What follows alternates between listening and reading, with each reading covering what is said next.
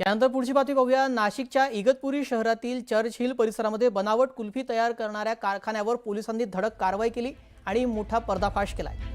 केमिकलयुक्त पदार्थांपासून कुल्फी तयार केली जात असल्याची गुप्त माहिती मिळाली होती आणि त्यानंतर इगतपुरी पोलीस आणि अन्न आणि औषध प्रशासनाने संयुक्त धाड टाकली। कारवाई दरम्यान रंग, फ्लेवरच्या बाटल्या आणि संशयित रसायने इथे जप्त करण्यात आलेली आहे। नमुने हे प्रयोगशाळेमध्ये तपासणीसाठी पाठवण्यात आले। सुमारे 2500 बनावट कुल्फ्या नष्ट देखील करण्यात आलेल्या आहेत। कारखाना चालकाकडे कोणताही वैध परवाना नसल्याचं समोर आलं। कारखाना बंद ठेवण्याचे आदेश देण्यात आलेले आहेत आणि पुढील तपास या प्रकरणात केला जातोय। या संदर्भातली अधिक माहिती जाणून घेऊयात। लक्ष्मण घाटोळ आमचे प्रतिनिधी या संदर्भातली अपडेट देतील। लक्ष्मण, नेमकी काय कारवाई करण्यात आलेली आहे?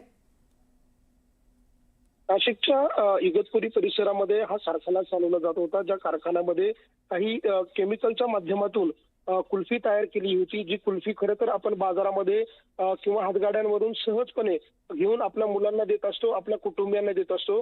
त्याच कुल्फ्या ज्या आहेत त्या कशा पद्धतीनं तयार केल्या जातात त्याचा हा सगळा धक्कादायक प्रकार जो आहे तो उघडकीस आलेला आहे। नाशिकच्या इगतपुरीमध्ये एका झोपडीमध्ये हा सगळा कारखाना चालवला जात होता, ज्या कारखान्यामध्ये अशा पद्धतीनं बनावट कुल्फ्या ज्या आहेत त्या तयार केल्या जात होत्या। बनावट या कारखाना आहे यामध्ये केमिकल वापरलं जात होतं। या कुल्फ्यांना फ्लेवर येण्यासाठी, अर्थात वेगवेगळे फ्लेवर्स जे असतात कुल्फीचे ते येण्यासाठी वेगवेगळे केमिकल, सुगंधी पदार्थ जे आहे ते त्या ठिकाणी वापरले जात होते आणि हे सगळे केमिकल आणि पदार्थ कुल्फीमध्ये वापरू नये अशा प्रकारचे सूचना, अशा प्रकारचे निर्देश आहे। मात्र असं असताना देखील या कुल्फीमध्ये केमिकल वापरलं जात होतं, फ्लेवरसाठी वेगवेगळे रसायनं वापरले जात होते आणि अशा पद्धतीनं शरीरासाठी हानिकारक असलेल्या या कुल्फ्या त्या ठिकाणी बनवून बाजारामध्ये विक्रीसाठी पाठवलेल्या जात होत्या। या सगळ्याची माहिती अन्न औषध प्रशासनाला मिळाली आणि त्यानंतर नाशिक अन्न औषध प्रशासनाच्या ग्रामीण विभागानं ही कारवाई करत या ठिकाणी असलेल्या कुल्फ्यांचा साठा जप्त केलेला आहे। संबंधित जो कोणी कारखाना चालवणारा होता, कुल्फी बनवणारा होता, त्याच्यावर देखील कारवाई केलेली आहे। हा कारखाना सील करण्यात आलेला आहे आणि या कुल्फ्यांचे काही नमुने जे आहे ते प्रयोगशाळेमध्ये तपासणीसाठी पाठवण्यात आले।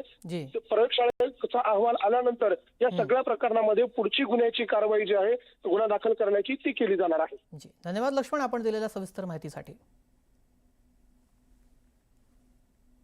पुढे बातमी नंदुरबारमधून आहे। नंदुरबार जिल्ह्यातील शहादा शहरातून एक संतापजनक घटना समोर आली आहे। शहरातील सोनार गल्ली परिसरामध्ये भटक्या कुत्र्यांनी उच्छाद मांडत एका दिवसात 4 नागरिकांवर हल्ला केला। या हल्ल्यामध्ये 4ही जण गंभीर जखमी झाले असून संपूर्ण प्रकार सीसीटीव्ही मध्ये देखील कैद झालाय। धक्कादायक बाब म्हणजे जखमींना उपचारासाठी पालिकेच्या रुग्णालयात रेबीजची लसही उपलब्ध नव्हती। एका लहान मुलाला तर नंदुरबार जिल्हा रुग्णालयामध्ये हलवावं लागलेलं आहे। नगरपालिकेच्या कारभारावर आता गंभीर प्रश्नचिन्ह उपस्थित होत आहे।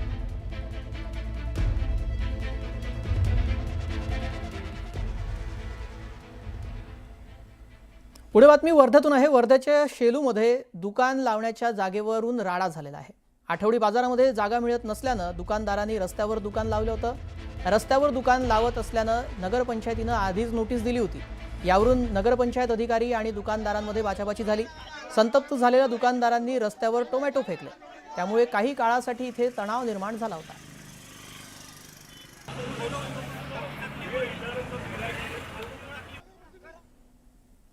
बुलढाण्याच्या खामगावमध्ये 2 गटामध्ये राडा झालेला आहे। खामगावच्या हमीद चौक परिसरामध्ये क्षुल्लक कारणावरून 2 गटात हा राडा झाला।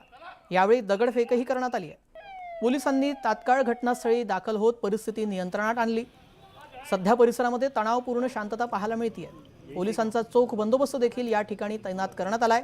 वादाचं कारण अद्याप अस्पष्ट आहे।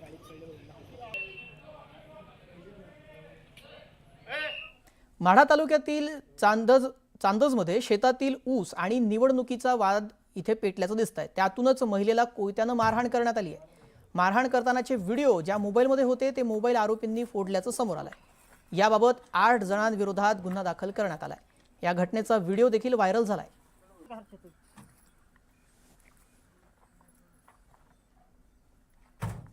यानंतर पुढे बातमी राजकीय वर्तुळातून आहे। भाजपचे नेते प्रसाद लाड यांनी मनसे अध्यक्ष राज ठाकरे यांची भेट घेतली।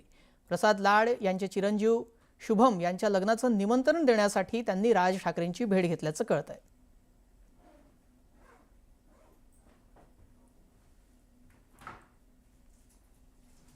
अकोला शहरातील उड्डाणपुलावर होणारे अपघात रोखण्यासाठी national highway authority of India आणि वाहतूक पोलिसांनी संयुक्तपणे टायर किलर बसवलेले आहेत। विरुद्ध दिशेने येणाऱ्या वाहनांना रोखण्यासाठी हा उपाय केला असला तरीही अवजड वाहनांमुळे हे निकामी होत असल्याची तक्रार आहे। मजबूत टायर किलर बसवण्याची मागणी होत आहे। या संदर्भात आढावा घेतला आहे आमचे प्रतिनिधी कुंदन जाधव यांनी, तेही आपण पाहूया। नॅशनल हायवे अथॉरिटी आणि वाहतूक पोलीस यांनी मिळून आता याच मार्गांवर टायर किलर बसवलेले आहेत आणि या टायर किलरचा मोठ्या प्रमाणात फायदा वाहतुकीला होतो। आपण पाहू शकतो हे या ठिकाणी टायर किलरचं बोर्ड लावलेलं आहे आणि या मोठ्या पुलाला जोडणारा एकतर्फी जो छोटा पूल आहे याच्यावर हे टायर किलर लावण्यात आलेले आहेत। या टायर किलरमुळं पुलावरनं खाली येण्यासाठी हा एकतर्फा मार्ग आहे आणि या मार्गावरून वर न जाण्यासाठी ही बोर्ड वाहतूक पोलिसांनी लावले होते। मात्र याचा दुरुपयोग करत विरुद्ध दिशेने वाहतूक करणारे वाहन चालक याच दिशेने जात होते, त्यांनाच रोखण्यासाठी आता हे टायर किलर या ठिकाणी बसवण्यात आलेले आहेत। कशा प्रकारे हे टायर किलर काम करतात ते पाहूया। आता हे गाड्या या ठिकाणी येत आहेत आणि वरून येणारी गाडी यासाठी हे टायर किलर या अशा प्रकारे चाकाखाली दबतात आणि यावरून येणारी गाडी जाते। मात्र विरुद्ध दिशेने जाणाऱ्या गाडीला हे टायर किलर पूर्णपणे नष्ट करतात, टायर अक्षरशः फाटून जातात। त्यामुळं आता विरुद्ध दिशेने जाणारे वाहन चालक या ठिकाणावरून जात नाहीत। परंतु या टायर किलर मध्येही थोडं निकृष्ट दर्जा या ठिकाणी दिसतोय। आपण पाहू शकतो या ठिकाणी काही जे टायर किलर आहेत हे खाली दबल्या जातात आणि वर येत नाहीत।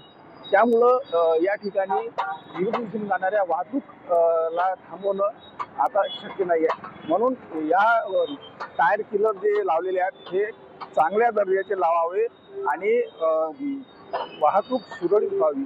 हे टायर किलर टायर किलर लावण्याचा उद्देश चांगला आहे आणि नागरिकांकडनं याला चांगला प्रतिसाद मिळतोय। मात्र यात निकृष्ट दर्जाचं न लावता उच्च दर्जाचे लावे अशी मागणी होत आहे। कुंदन जाधव, न्यूज 18 मराठी, अकोला।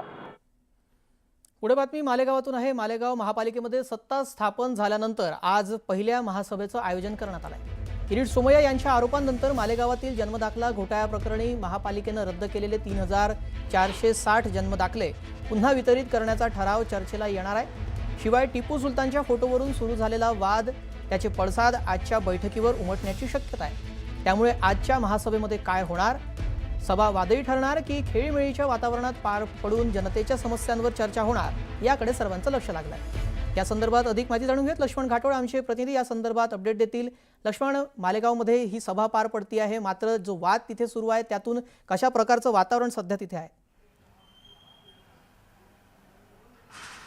थोड्याच वेळामध्ये अर्थात पुढच्या तास 2 तासामध्ये मालेगाव महानगरपालिकेची महासभा जी आहे ती या ठिकाणी संपन्न होणार आहे। खरं तर मालेगाव महानगरपालिकेच्या निवडणुकीनंतरची ही पहिलीच महासभा होती आणि त्यामुळे या महानगरपालिकेच्या महासभेकडे सगळं महाराष्ट्रातल्या लोकांचं लक्ष लागलं आहे। त्याचं कारणच हे आहे, कारण मालेगाव महानगरपालिकेने मध्यंतरीच्या काळामध्ये काही जन्म प्रमाणपत्र वितरित केलेले होते आणि हे जन्म प्रमाणपत्र बनावट आहे, बोगस आहे, बांगलादेशींना हे प्रमाणपत्र दिले अशा प्रकारचा गंभीर आरोप जो आहे तो किरीट सोमय्या यांनी केला होता। त्या संदर्भात त्यांनी संबंधित प्रशासनाकडे तक्रारी केल्या होत्या।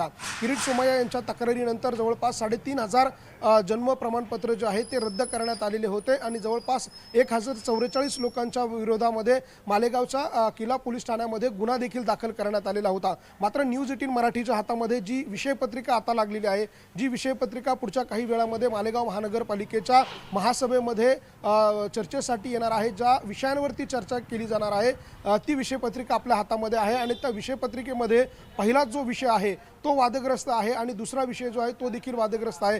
पहिलाच विषय घेण्यात आलेला आहे तो विषय आहे की जे 1044 जन्म प्रमाणपत्र अदा करण्यात आलेले होते ते रद्द करून ज्या लोकांच्या विरोधामध्ये या 144 लोकांच्या विरोधामध्ये 1044 लोकांच्या विरोधामध्ये जे गुन्हे दाखल करण्यात आलेले होते त्याबाबत विचारविनिमय करावा अशा प्रकारचा पहिला विषय आहे। तर दुसरा विषय या ठिकाणी आहे की जे 3460 जन्म प्रमाणपत्र आहे जे 2024-2025च्या दरम्यान अदा करण्यात आलेले होते ते 2460 जन्म प्रमाणपत्र जे आहे जे रद्द करण्यात आलेले आहे ते पुन्हा वितरित करावे। याचं कारण त्यांनी यामध्ये विषयपत्रिकेत दिलेलं आहे की या 3460 लोकांचं शैक्षणिक नुकसान होत आहे आणि त्यामुळे या सगळ्या लोकांना हे जन्म प्रमाणपत्र जे आहे ते पुन्हा अदा करावे, अशा प्रकारचे हे 2 विषय या ठिकाणी ठेवण्यात आलेले आहे. मात्र वादाचा विषय हाच आहे की ज्यांचे प्रमाणपत्र अदा करत असताना काही गंभीर चुका झाल्या म्हणून त्यांच्यावर गुन्हे दाखल झाले, ज्यांच्या प्रमाणपत्र अदा करण्यात आले त्यांच्याकडे काही पुरावे नव्हते म्हणून ते रद्द करण्यात आले, मात्र रद्द केलेले गुन्हा दाखल झालेले हे प्रमाणपत्र पुन्हा वितरित करावे, अशा प्रकारचा अजब ठराव, अजब प्रस्ताव जो आहे तो या महानगरपालिकेच्या महासभेमध्ये ठेवण्यात आलेला आहे. हा जरी अशासकीय प्रस्ताव असला तरी देखील आज तो महासभेमध्ये चर्चेला जाणार आहे. त्याला मंजुरी मिळते का, त्यावरून काही वाद निर्माण होतो का, हे बघणं महत्त्वाचं असणार आहे.